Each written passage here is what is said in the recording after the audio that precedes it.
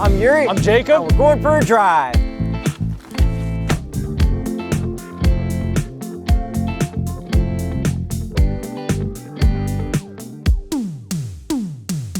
...2022 Kia Stinger. GT Elite with Suede Package with launch control.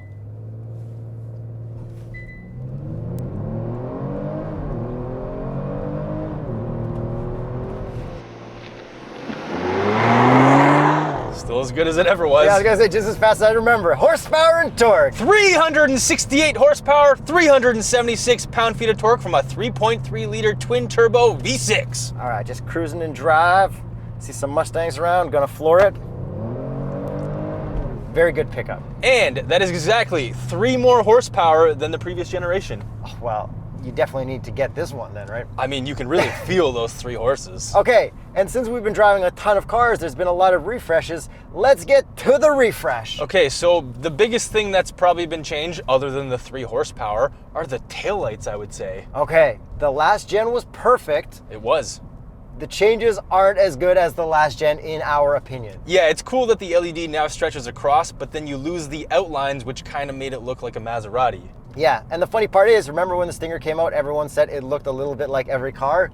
The Stinger is like the most Stinger-looking car ever now. Yeah, and the fact that they really lightly refreshed this kind of speaks volumes to what they thought of the original Stinger, because they felt like that was probably the closest to perfection design, where they didn't feel like changing much on this one. And then to the headlights, I think they have been refreshed, but they look exactly the same to me. Yeah, it's really hard to tell any difference. But to me, it looks just as good as before. But you know what the biggest change to me is? What's that?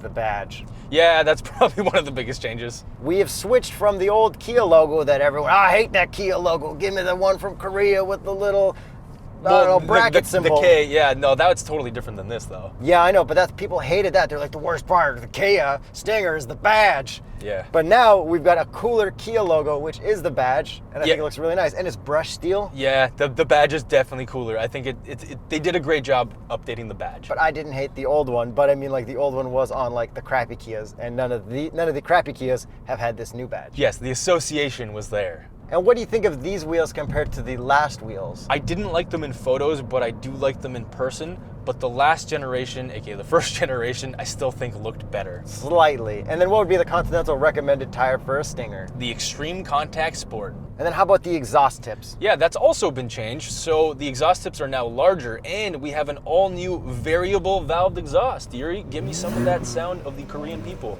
I'm in sport. Okay, so it's definitely pumped in hard in here, and it doesn't really sound much different from the outside. Now comfort. I can't hear the exhaust. I can mostly hear that pumped in intake, but let's take a listen to the outside.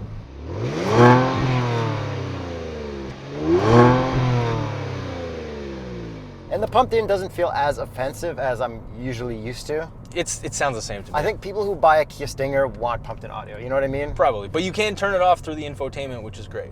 And now a little boot through cliche, I'll keep it in drive. Tell me how much you feel those extra 3 horses.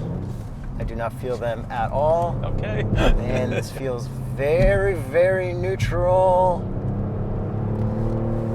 Couldn't really get the back end out, but I was an automatic. I needed to be in like a lower gear to really get it to move. Yeah, and this does have all-wheel drive, which I will get to when I'm driving, because this technically has drift mode without marketing advertising of that. So Jacob gets a whole rant to correct what we thought we were wrong on, but we were actually given the wrong information from PR and marketing. Yes. Not even wrong information, No, just like not given the information. when I asked, it wasn't clarified until after the video was out. Okay, a little bit more about the refreshes. The main thing inside is the infotainment. Yeah, so the infotainment is now kind of the new Kia Hyundai style, where it's super widescreen, and they up the resolution like crazy, and the infotainment looks really good now. Yeah, we've got Apple CarPlay that is full widescreen.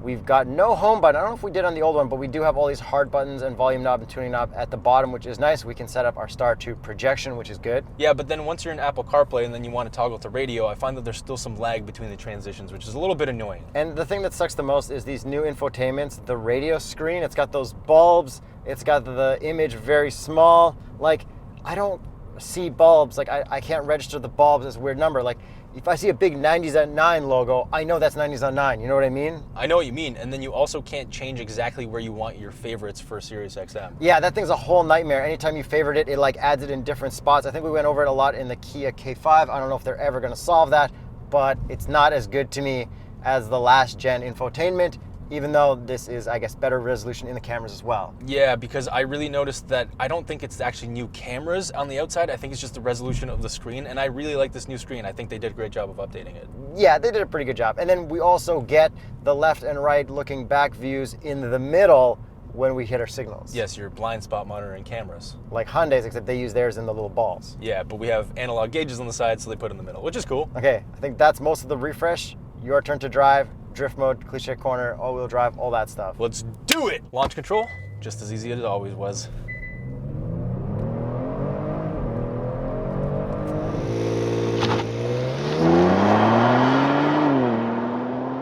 Still pretty satisfying. It's good. It just doesn't have, I think we're still spoiled from like crazy Porsche all-wheel drive launches. I want more kick in the back. Yeah, because this is a regular 8-speed auto. It's not like a dual clutch or anything like that, so you don't get like the extra turbo boost. You don't get like that boom from the dual clutch. If you've never done a launch control before, this is one of the coolest cars to do launches. I let a bunch of my friends launch like the original Stinger GT we had, and they friggin' loved it. They're like, this is the coolest thing ever. Yeah, it's definitely good. But one thing I have noticed after driving the previous gen Kia Stinger and this one with the same engine is that it now kind of feels laggy after driving a lot of different modern cars. So if I floor it right now, watch how much lag there is before it actually builds boost and sends.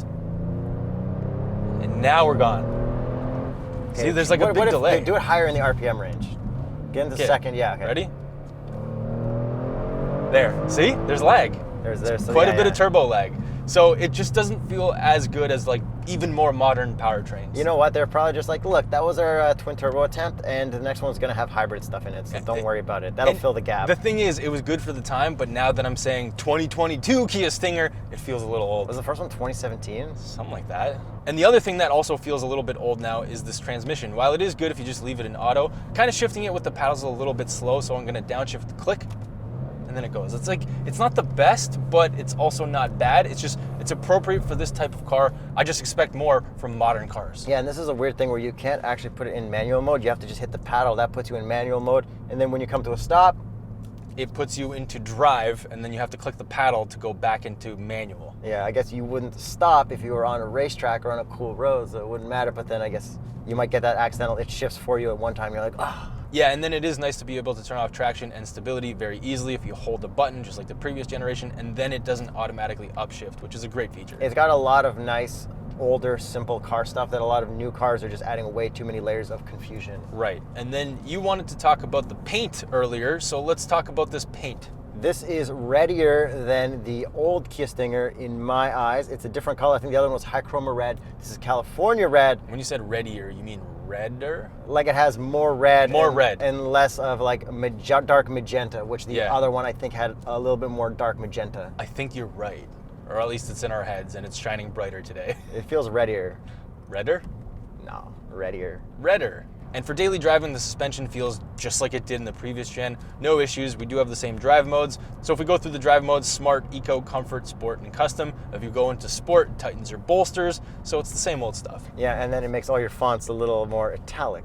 Yes, for speed. A little faster. But what's not faster, this all-wheel drive system. Okay, so we have dynamic all-wheel drive, and I'm going to use it into cliche corner right now, and then I'll explain what's happening. Use your paddles, man. Driving is fun. No, it's definitely not. And yeah, no, it feels great. It doesn't want to understeer too much. Like you said, it's very neutral, very well balanced.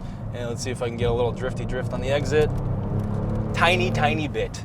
I feel like we almost got more out of the last gen. Because we were on winter tires, and it was like a little bit of a warmer day.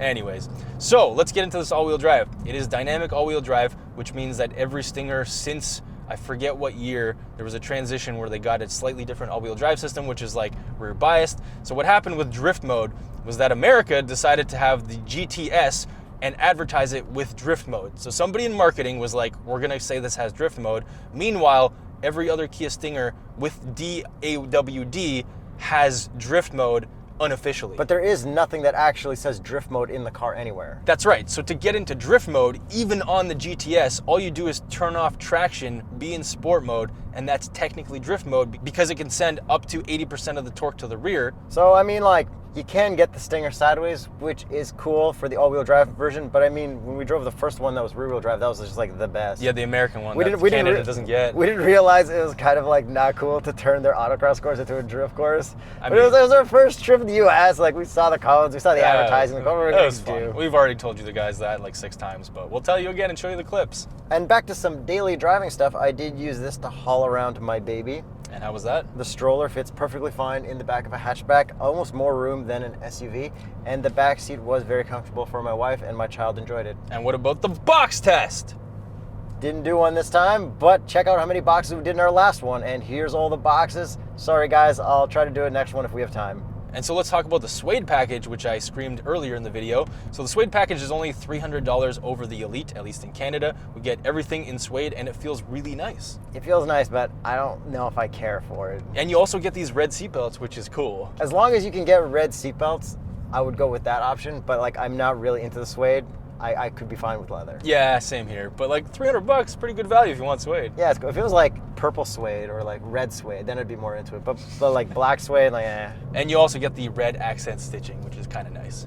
And then the rest of the interior is actually pretty much exactly the same layout as the previous gen, which is kind of nice. Yeah, it's not confusing at all. It feels very comfortable getting into here. We do have a wireless charger. We have the old school USB-A, and everything is laid out basically the same. There's minimal gloss black. The buttons are the same layouts in terms of your heated and cooled seats. I like it. And I forgot to mention earlier when we were talking about the cameras, this does have the camera that shows your front wheels that are turning and the back wheels, which is like the best for parallel parking and not hitting stuff with your wheels. Cup holders. Cup holders are very good. Perfectly fine. Small ones will fit as well, but I think we're hitting the mediums and larges because I'm Visor losing sleep time. because of my baby. 3, 2, 1. Full pass. Great job, Kia.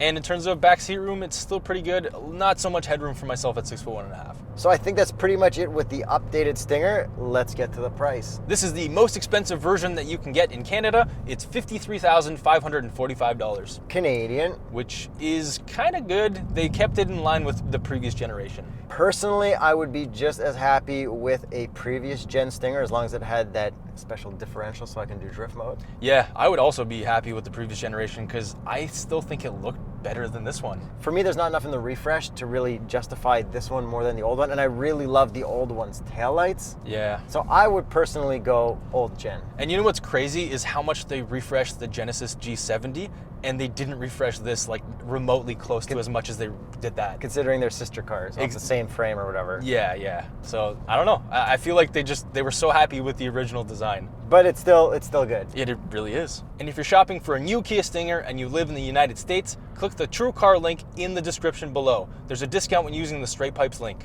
You can also search for a used Kia Stinger using TrueCar. And if you live in Canada, we have a Car Help Canada link below. So let us know what you think of this newly updated Kia Stinger. Would you take the new one or would you take the old one? And if you have the old Kia Stinger, are you upgrading to this one? Or the new G70? Ooh, I think I'd go G70 at this point because the refresh is so good. The hatch. Yeah. I really like how this looks and I still look at them all the time.